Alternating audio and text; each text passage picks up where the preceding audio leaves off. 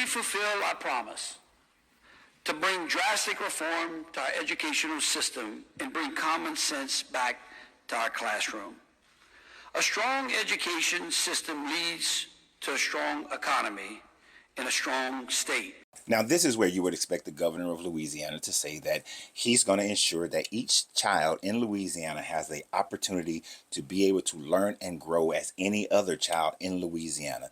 Seeing as how Louisiana is ranked 47th or 49th, depending upon which measure you look at, as far as the 50 states in America on education, you would think he's going to say something drastic, like the fact that the areas of the wealthy who have the higher land tax, property tax, that they generally get more federal dollars for their schools, that he's going to reverse that and make sure that the schools that are in the lowest income bracket, that have the least amount of supplies, the least amount of technology, that they have the least amount of tutoring and mentorship, that those schools will be brought up to par with the best schools in Louisiana, so that it will then breed a generation of highly educated Louisianans who will then make for a better economy. That's what he's going to talk about. This bill mandates the display of the Ten Commandments in every classroom in public, elementary, secondary, and post-education schools in the state of Louisiana. So the solution in Louisiana is to ignore the separation of church and state, and to make sure that every classroom posts the 10 commandments. Which 10 commandments, by the way, are you talking about? Are you talking about the 10 that Moses brought down and broke, and then later on wrote a new 10 commandments, which is very different from the first 10 commandments that he brought down? But I'm sure you mean the second one, because based on your religious belief, the first covenant was broken when he broke it and then killed 3,000 people. And then he had the second one where it says things like, don't boil a baby cow in his mother's milk, because that's vital for your students to be able to learn. And then here's the other aspect of that. You're ignoring the separation of church and state. But you expect teachers, who I'm glad so many teachers are saying they will not be displaying this in their classrooms, and they are willing to take the hit and get fired for not doing so. But you are saying that a first grade teacher is supposed to be able to sit there and explain to a child what do not commit adultery means.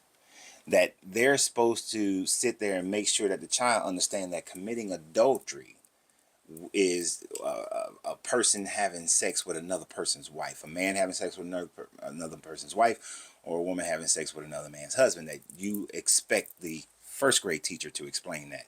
When they ask the questions concerning covet your neighbor's servant, male servants and female servants, you're expecting them to explain that part to the first grader. That's what you want teachers explaining. No, but this is also why I am glad that there are other people out here against this, where we have this religious leader in Louisiana. He is going after Louisiana to say that if you're going to put these 10 commandments up, since you're violating church and state, then he wants the Upanishads or the Bhagavad Gita to be placed in the classroom as well, because you can't claim one over the other. You can. When I was in Louisiana, I met Buddhist, I met Hindu. I seen Hindu temples.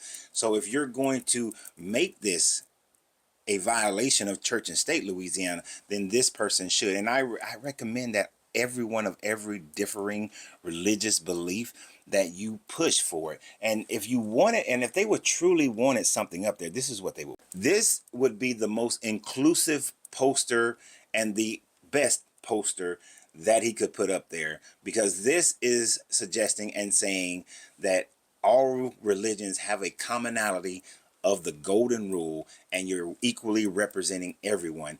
And if you thought about the 10 commandments, this rule by itself would take care of the 10 commandments. Because if you don't want to be stolen from, you don't steal. If you don't want to be murdered, you don't murder. If you don't want anybody boiling a baby's calf in his mother's milk, you wouldn't boil the baby calf in his mother's milk. You see what I'm saying? If you this would cover it all. You don't need all that. What you're doing is trying to push your right-wing agenda of forcing people into your Christianity. But you even made a mistake of speaking historically, which shows the education in Louisiana is severely lacking. Because if you want to respect the rule of law, you got to start from the original lawgiver, which was Moses. And maybe this is why the Louisiana governor is doing this, because the Louisiana governor himself displays the ranking of 47 to 49%, the ranking in the United States. Because if he's saying that Moses was the original lawgiver, then he does not understand history and was never taught true history in his class. If you were to actually go look at the timeline of Moses, Moses would have had to have existed in and around the 13th century BCE. But we do know that we have the Code of Hammurabi, which predates the laws of Moses, which goes back into around the second or third millennial BCE.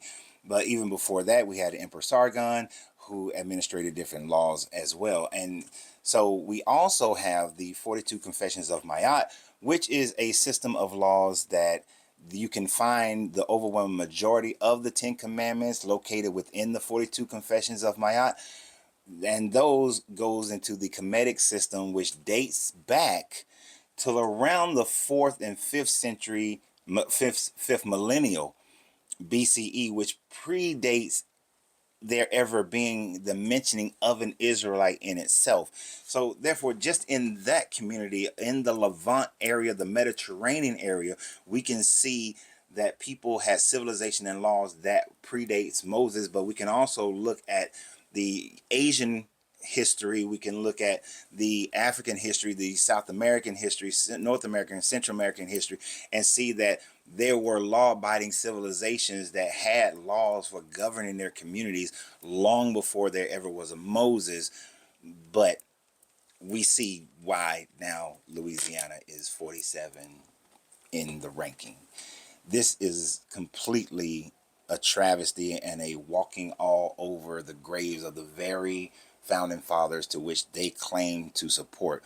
The reason why God is not mentioned, any specific God, Jesus, Moses, is not mentioned in the Declaration of Independence, the preamble of the Constitution, is simply because they did not want a theocracy. They purposely made sure that there was a separation of church and state.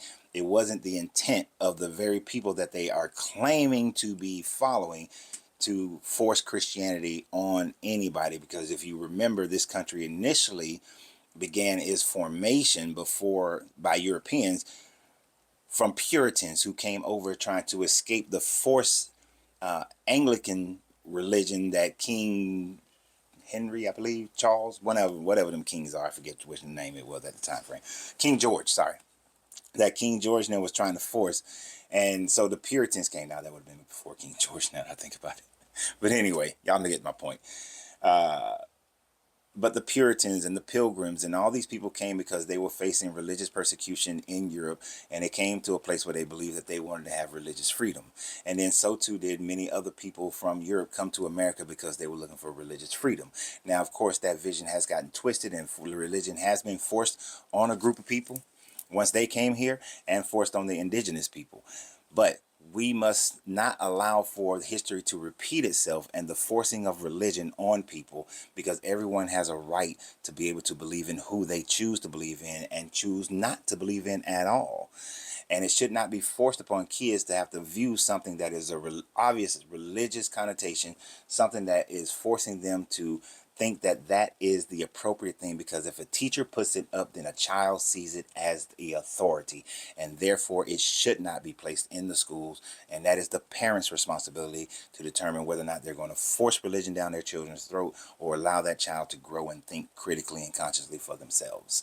So if you're in Louisiana, I implore you to fight this. If you're in other states, you should fight this as well, because if you do not, it will facilitate itself over into other states if no one does anything about it.